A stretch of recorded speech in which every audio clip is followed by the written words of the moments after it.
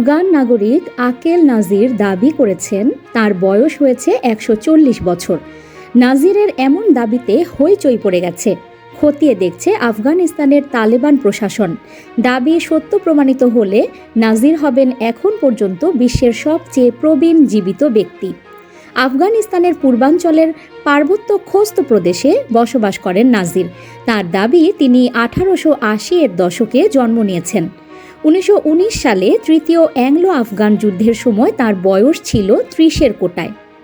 নাজির দাবি করেন ব্রিটিশ বিরোধী ওই সংঘাতের শেষে তিনি আফগানদের নেতা বাদশাহ আমানুল্লাহ খানের সঙ্গে থেকে উদযাপনের কথা মনে করতে পারেন। বাদশাহ আমানুল্লাহ পূর্ণ স্বাধীনতার প্রত্যাশায় ব্রিটিশদের বিরুদ্ধে জিহাদ শুরু করেছিলেন।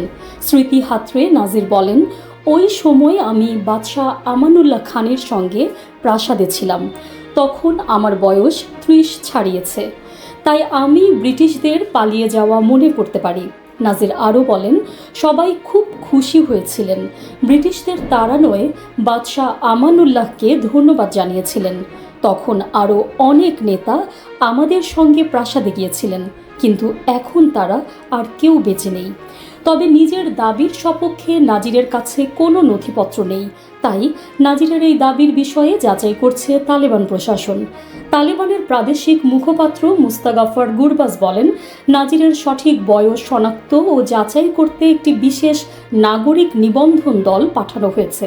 যাচাইয়ে সত্য প্রমাণিত হলে আমরা বিশ্বের সবচেয়ে প্রবীণ ব্যক্তি হিসেবে তার স্বীকৃতির জন্য কাজ করব। খোস্ত প্রদেশের পার্বত্য এলাকায় বড় একটি পরিবারে নাজিরের বসবাস। ওই পরিবারে কয়েকটি প্রজন্মের মানুষ রয়েছে।